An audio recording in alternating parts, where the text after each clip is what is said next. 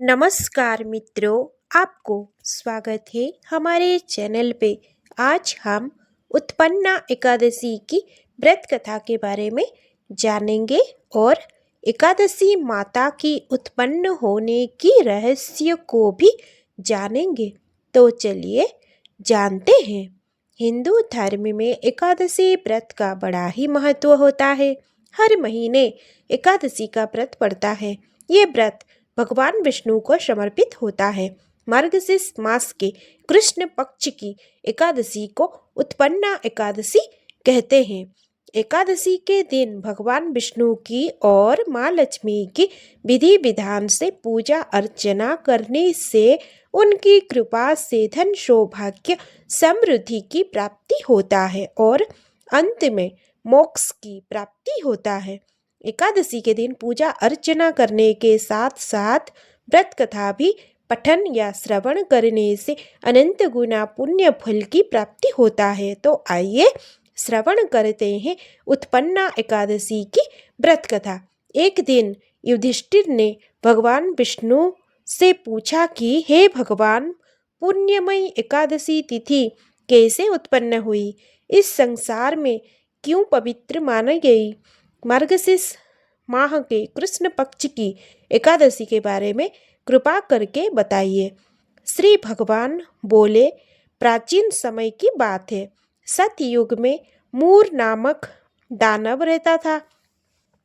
वो बड़ा ही अद्भुत और रौद्र था। उसने इंद्र को भी जीत लिया था। संपूर्ण देवता उससे परास्त होकर स्वर्ग से निकाले जा चुके थे और संकित तथा भयभीत होकर पृथ्वी पर विचारा करते थे। एक दिन सब देवता महादेव जी के पास गए। बोले, हे कैलाशपति, मूर दैत्य से भयभीत होकर सब देवता मृत्यु लोक में फिर रहे हैं। तब शिवजी ने कहा कि हे देवताओं, तीनों लोकों के स्वामी, भक्त के दुखों का नाश करने वाले भगवान विष्णु की शरण में जाओ। भगवान शिवजी के बात सुनकर परम बुद्धिमान देवराज इंद्र संपूर्ण देवताओं के साथ विष्णु लोक में गए। भगवान श्री हरि क्षीर सागर में सो रहे थे। इंद्र ने हाथ जोड़कर स्तुति आरंभ की। इंद्र बोले, हे भगवान, देवता और दानव दोनों ही आपकी वंदना करते हैं। हे पुंडरीकाक्ष, संपूर्ण देवता मूर नामक दानव से भयभीत होकर आपकी शरण में आए हैं। इंद्र की प्रार्थना सुनकर भगवान विष्णु बोले, देवराज इंद्र, जिसने सब देवताओं को जीत लिया है उसका नाम क्या है? उसमें कितना बल है और किसके आश्रय में है तथा उसका स्थान कहाँ है? ये सब मुझसे कहो। ये सुनकर इंद्र बोले, हे देवेश्वर, पूर्व काल में ब्रह्मा जी के वंश में तालगड्डू नामक एक महान असुर उत्पन्न हुआ है जो बहुत भयंकर था। उसका पुत्र मूर नामक के नाम से विख्यात हुआ है। चंद्रावती नाम से प्रसिद्ध नगरी है, उसी में स्थान बनाकर वो निवास करता है। उसकी वजह से सभी देवता स्वर्ग लोक से बाहर आ गए। इंद्र ने बताया कि उसने किसी और इंद्र को सिंहासन पर बैठाया है।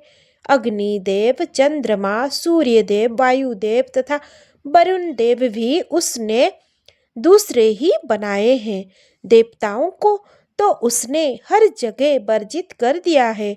इंद्र का कथन सुनकर भगवान जनार्दन श्री विष्णु को बड़ा क्रोध आया। ये वचन सुनकर भगवान श्री हरि ने कहा, हे देवताओं, मैं शीघ्र ही उसका संहार करूंगा। तुम चंद्रावती नगरी जाओ। श्रीहरि विष्णु ने अपने दिव्य बाणों से सामने आए दानवों को मारना शुरू किया। श्रीहरि विष्णु ने दिव्य सेना पर चक्र का प्रहार किया। उससे छिन्न भिन्न होकर सैकड़ों योद्धा काल के मुख में चले गए। केवल मूर नामक दैत्य बच गया।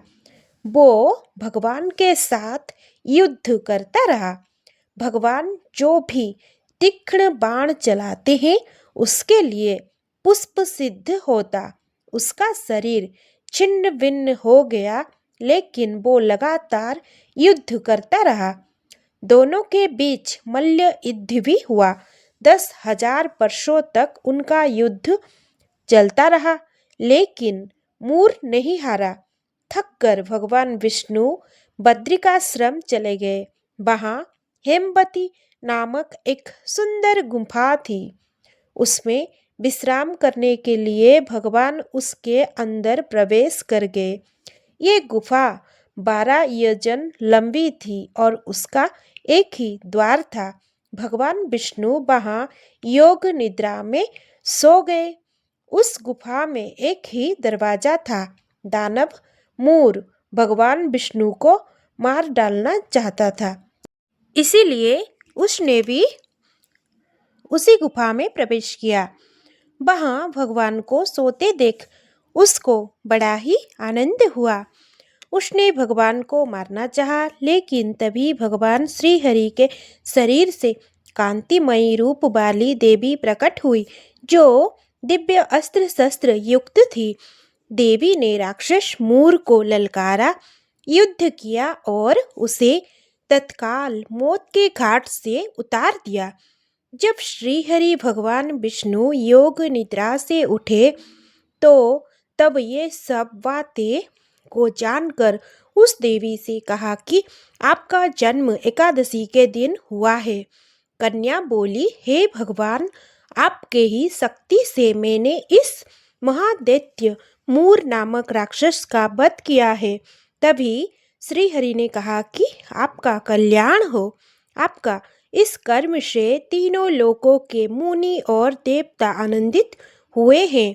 अतः मुझसे कोई वर मांगो। देव दुर्लभ होने पर भी वो वर मैं आपको दूंगा, इसमें कोई संदेह नहीं है।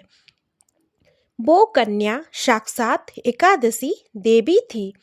उसने कहा, अगर आप मुझसे प्रसन्न हैं तो मैं आपको कृपा से सब तीर्थों में प्रधान, समस्त विघ्नों को नाश करने वाली तथा सब प्रकार की सिद्धि देने वाली देवी हो जाऊं।